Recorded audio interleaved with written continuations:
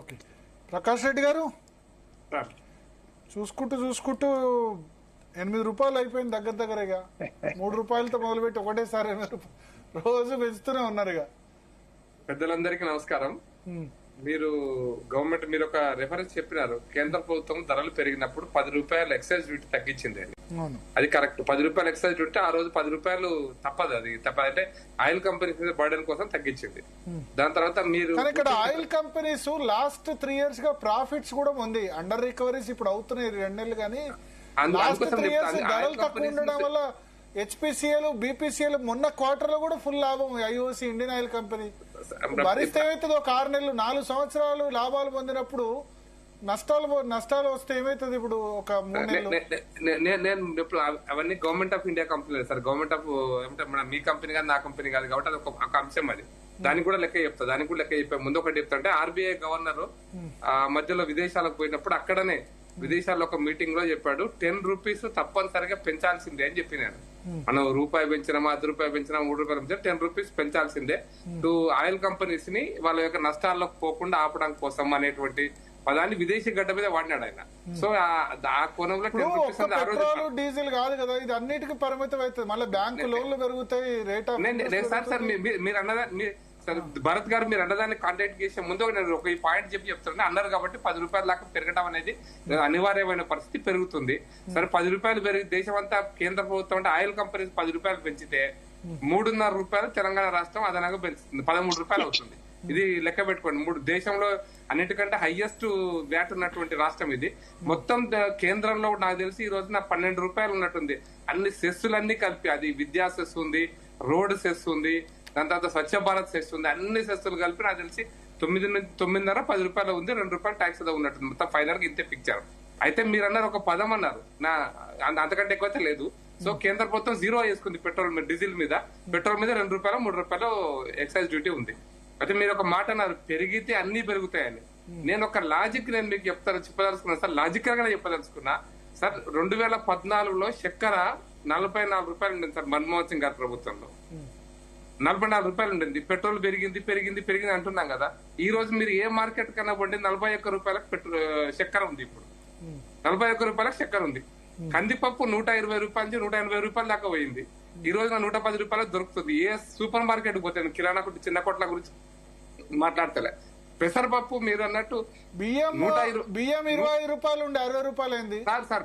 బియ్యం 35 రూపాయలు ఉండేది. నేను చెప్తాను, బియ్యం 35 రూపాయలు ఉంది, 45 రూపాయలకు పెరిగింది.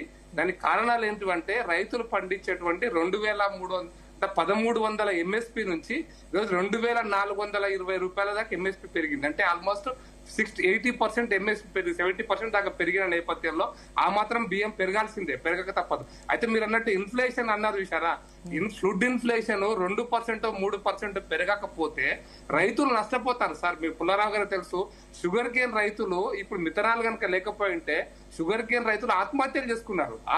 ఎందుకంటే ఆ షుగర్ గిట్టుబాటు కాదు. అంటే రైతులు అంటే రైతులకు ఒకరు పండించే పంట ఇంకొక 90 మిగతా 10-12 పంటలు రైతులు కొనుక్కుంటారు సార్. కాబట్టి ఇన్ఫ్లేషన్ ఏదో అయిపోతుంది అనేటువంటి దీంట్లో ఉండదు కదా సార్. ఎందుకంటే 100 రూపాయలు పెట్రోల్ ఉన్నప్పుడు కూడా డిఫ్లేషన్ లకు పోయిన ఐ థింక్ నాకు తెలిసి నవంబర్ డిసెంబర్ లో వీవర్ అండర్ డిఫ్లేషన్. పాపారావు గారు ఎకనామిక్స్ చెప్తారు.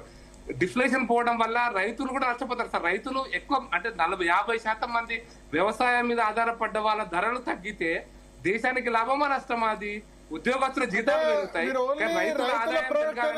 ఉత్పత్తుల ధరలు పెరగాలి. రైతులతో సంబంధం లేని ప్రొడక్ట్స్ ధరలు కూడా పెరుగుతాయంట్రా.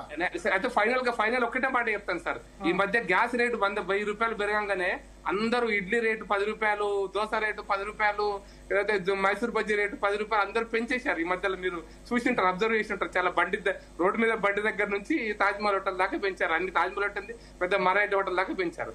వాస్తవం ఏంటంటే నేను ఇక్కడ పోయి లెక్కలు చేశాను సార్. బండ్ల మీద తయారు చేసే వాళ్ళు ఒక కమర్షియల్ సిలిండర్ మీకు ఎన్ని మైసూర్ బజ్జీలు తయారు చేయగలుగుతుంది, ఎన్ని దోశలు తయారు చేస్తుంది, లేదా ఎన్ని మీరు చెప్పింది తప్పు. కందిపప్పు 178 రూపీస్, పెసరపప్పు 165 రూపాయలు ఉందట. 110 ఎక్కడ ఉంది అని అంటారు.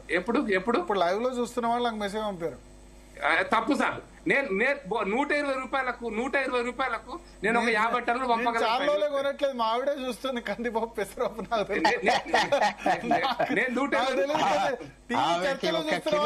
పంపించారు శ్రీరామరావు గారు, నాకు మెసేజ్ పంపించారు. కావాలంటే వెరిఫై కందిపప్పు 178, పెసరపప్పు 168 ఉంది, 110 రూపాయలు ఎక్కడుంది అంటారు. నాకు తెలియదు, పాప మా ఆవిడే చూస్తుంది కందిపప్పు పెసరపప్పు.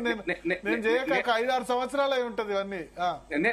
నేను మీకు లేటెస్ట్ ఫిగర్స్ చెప్తున్నాను సార్, నేను స్టడీ చేసిన కాబట్టి చెప్తున్నాను సార్. లేటెస్ట్ ఫిగర్స్ 106 రూపాయలు లేటెస్ట్ ఫిగర్ సార్. నేను ఎందుకంటే మార్కెట్ కు పోయినా మా ఇంటి దగ్గర డిపెండ్స్ అపాన్ క్వాలిటీ కాదు సార్. నేను క్వాలిటీ బెస్ట్ క్వాలిటీ గంజ్ అంటే మాకు హైదరాబాద్ గంజ్ అంటే మా ఇంటి దగ్గర ఉంటుంది సార్. దానికి ఆ డిబేట్ వద్దు. కానీ నేను ఏమంటున్నా అంటే సార్, డిబేట్ మీరు అందరికి తెలుస్తుంది, నేను కావాలంటే చూసి పెడతాను నేను దాని కూడా రేట్స్. కానీ నేను ఒక పాయింట్ ఏం చెప్పదలుస్తున్నాను సార్ అంటే, 1000 రూపాయలు కమర్షియల్ సిలిండర్ పెరిగితే దోశ తయారు చేయడానికి 50 పైసలు మాత్రమే పెరుగుతుంది. మైసూర్ బజ్జీ తయారు చేయడానికి 50 పైసలు పెరుగుతుంది, 70 పైసలు పెరుగుతుంది. వడ తయారడానికి 70 పైసలు పెరుగుతుంది, ఎందుకంటే ఎక్కువసేపు ఉంటది కాబట్టి. కానీ ధరలు 5 రూపాయలు పెంచారు, 10 రూపాయలు పెంచేస్తారు. ఇది ఒక రకమైనటువంటి ఎక్స్ప్లాయిటేషన్. అందుకోసమనే ఎక్స్ప్లాయిటేషన్ లో డిమాండ్ సప్లైస్ కూడా ఉంటాయి. ఎందుకంటే నేను ఒక రొట్టెలు తయారు చేసే వాళ్ళను, మైసూర్ బజ్జీ తయారు చేసే వాళ్ళను, దోశ మా ఎదురింటి దగ్గర ఒక అమెరికా వచ్చి దోశ పెట్టుకున్నాడు. ఆ దోశ అబ్బాయిని జరిగిపోయి ఒక సిలిండర్ మీకు ఎన్ని దోశలు ఇస్తుంది సాయంత్రం దాకా అని అడిగాను. 1750 దోశలు ఇస్తుందంట ఆయనకి రోజంతా కలిపితే ఒక కమర్షియల్ సిలిండర్. అంటే ఒక 8 దోశల మీద ఎంత పెరిగిందని లెక్క చేస్తే పెరిగిన రేటు ₹1 మాక్సిమం ఉండిండొచ్చు, ₹1 మాక్సిమం ఉండిండొచ్చు. ఇక్కడ అమెరికా నుంచి వచ్చి అమెరికా ఉద్యోగాలు పెట్టుకొచ్చి ఇక్కడ దోశ హబ్బు పెట్టుకున్నారు. పుల్లారావు గారు ఇది ఒక్క నిమిషం చెప్పాలనుకుంటారు.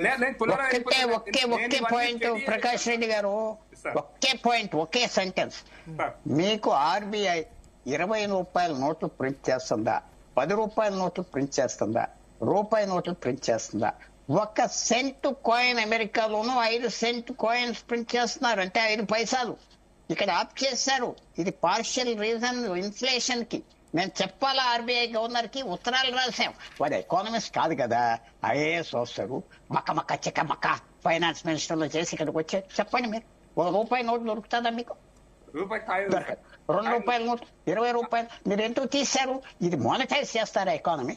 మీరు చెప్పిన 100% కరెక్ట్. ఆ ₹1 నోట్లు ఉండి, ₹2 నోట్లు ఉండి, ₹5 నోట్లు ఉంటే అదే అర్థం. ప్రతిదీ 500 రూపాయల నోట్ తీయాలి కదా మీరు. Government has made last point. మిగతా దేశాలన్నీ అది ఎదవగా జపాన్, జర్మనీ 5 సెంటు 5 పైసా కాయిన్ ఇవాళ కూడా ఎందుకు తయారు చేస్తారు? ఇది చాలా పొరపాటు గవర్నమెంట్. సార్ నేను ఫైనల్ ఒక మాట చెప్తాను. పుల్లారావు గారు పెద్దలు ఒక చాలా ఇంపార్టెంట్ పాయింట్ చెప్పారు.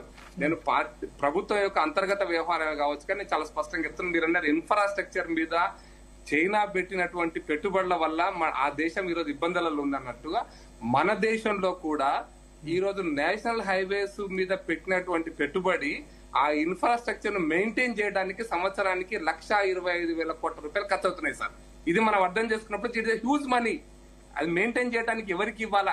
అప్పటికి మనం కలెక్ట్ చేస్తున్నటువంటి మొత్తం టోల్ అంతా కలిపితే 50,000 కోట్లు లేదు. The burden on the government of India 75,000 నుంచి 80,000 కోట్లు ఓన్లీ టు మెయింటెనెన్స్ రోడ్స్. కొత్త రోడ్స్ వేయడం అనేటువంటిది ఎంత అసాధ్యం. కొత్త రోడ్స్ అయితే వాటి మెయింటెనెన్స్ ఎట్లా? కాబట్టి ఇన్ఫ్రాస్ట్రక్చర్ లో వారు అన్నట్టుగా స్ట్రాటజిక్ గా టైం టు టైం మన సర్ప్లస్ మనీని ఇన్ఫ్రాస్ట్రక్చర్ లో పెట్టాలి తప్పిస్తే మన యొక్క అప్పు తీసుకొచ్చి ఇన్ఫ్రాస్ట్రక్చర్ లో పెట్టడం అనేది ఇక రాబోయే రోజుల్లో తగ్గుతుంది. మోడీ గారి నిర్ణయం సార్, నేను మళ్ళీ చెప్తున్నది మోడీ గారి నిర్ణయం. ఇది ఇంటర్నల్ విషయం, నేను మీకు చెప్తున్నాను, మీకు ద్వారా ప్రజలకు కూడా చెప్తున్నాను sir. It is highly Modi గారు ఫైనల్ డెసిషన్ ఇన్ఫ్రాస్ట్రక్చర్ ఏరియాలోకి మనం సాధ్యమైనంత వరకు సొంత ఇన్వెస్ట్మెంట్ ప్రభుత్వ ప్రజల నుంచి వచ్చినట్టు సొమ్మునే పెట్టాలి తప్ప వాటి కోసం ప్రపంచ బ్యాంకులు అప్పులు తీసుకొచ్చి పెట్టడం కాదు అనేటువంటిది కొంత తగ్గించుకోవాలి. నాట్ దట్ అంటే ఇన్ఫ్రాస్ట్రక్చర్ రోడ్లు బంద్ చేయడం రైల్వేలు వేయడం బంద్ చేయడం. మళ్ళీ ఇప్పుడు తగ్గితే తగ్గే అవకాశం ఉందా సార్? తప్పకుండా తగ్గుతుంది సార్. తప్పకుండా మీకు కరోనా టైంలో ₹60 పెట్రోల్, ₹63, ₹65 పెట్రోల్ వేయించుకున్నాం సార్. ఏం పర్వాలేదు.